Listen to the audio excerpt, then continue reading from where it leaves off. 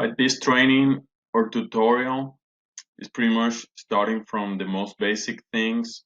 Once I know the address of a lead, either I got it through driving for dollars or someone give me a hint that there's a property out there who might go for sale or is a distressed property. The first thing I'll do is to look at it on Google Maps. You can see it already comes up. I also like to look it up on Google Earth. Reason being, Google Earth gives me a better bird's eye view, a top view of the neighborhood. Mostly if it's an area that I'm not familiar with, I can get to explore what is nearby. This home, 1509 Tate Street, is next to a middle school, is next to what it seems to be the state college. So very likely a desirable area, also an elementary school, for either a family home or a rental property for either college students or people who have children on elementaries and middle school. Those are things that Google Earth tells me right away, while Google Maps not so much. Google Maps uh, normally, if I have Google Earth, I it's very personal. Have it on satellite view or not. But what is cool allows me to see the property from the street aspect. Here, down close to our taskbar, Google tells me the image was captured on September 2019, so about a year old.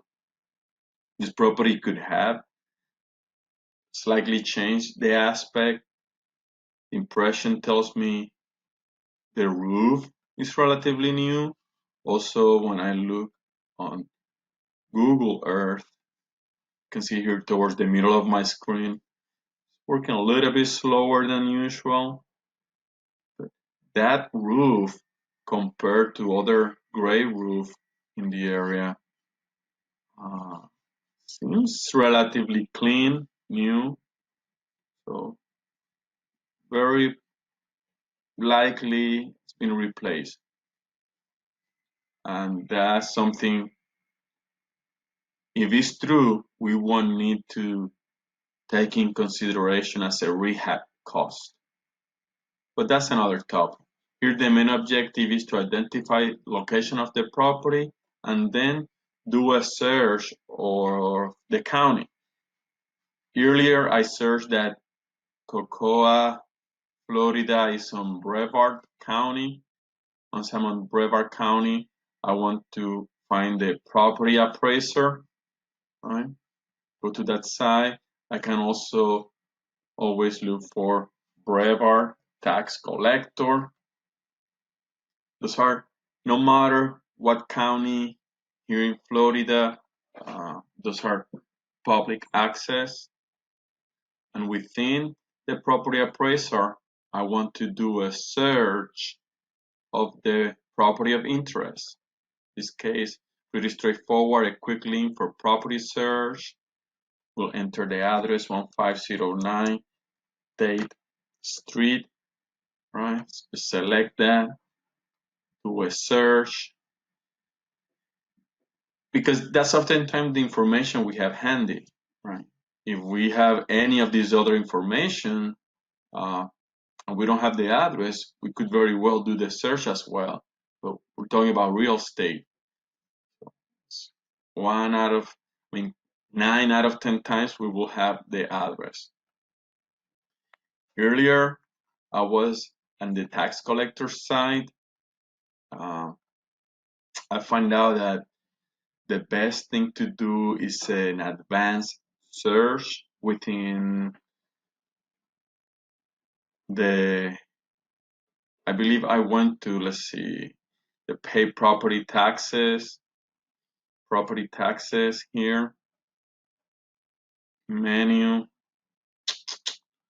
Let's see where I was. Let's see, look up a tax account. Yeah, there is. to look up a tax account, I'm gonna go back again to show how I got there. Pretty much this is the main Brevard tax collector site. I want to look up a tax account. We will do an advanced search. And because the property search tells me that the owner or the person who owns the deed, whose names is on the deed, is Mr. Joseph M. Baker. I copy that and I will paste it here in this block and do the search. And the property comes up, 1509 Tate Street, Cocoa. Once I click there, should be able to see in more detail if how much taxes he has paid. Wow, he will need to pay, or he already paid. For 2019, he paid $1,739.07 on March 30th, 2020. That gives us an indication that the annual property taxes for this home is around $1,700.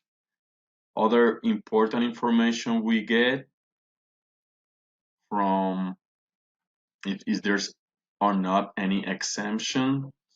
Okay, there are no tax exemptions, so probably not homestead exempt.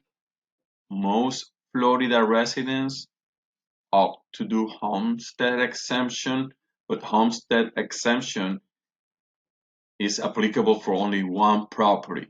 Oftentimes the primary residence or the residence that has more expensive taxes. So perhaps Mr. Baker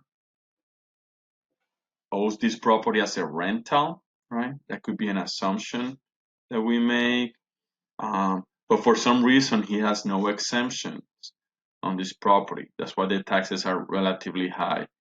We could predict that in 2020 taxes means in 2021, he will be paying about the same or a little bit higher amount. Taxes, for the most part, always go up. But yeah, there's a lot of information here.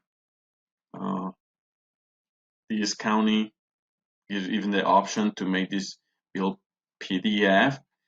Some reason you want to collect that instead of every time coming back at it on their website. But most importantly, the property search on the property appraisal website gives a lot of more detail as far as the value of the property, the amount that is taxable. So we know he paid us $1,700 out of this 99,000.4 value. The last time this property was sold was in 1979 and it was bought for $24,000. This is the deed. Should be able to open the deed and we should see Mr. Joseph's name on the deed. This is very standard, very pretty much the same throughout all counties in the state of Florida. I've never done Broward County and I'm finding relatively simple to navigate as is very similar to Duval and Clay as far as the content.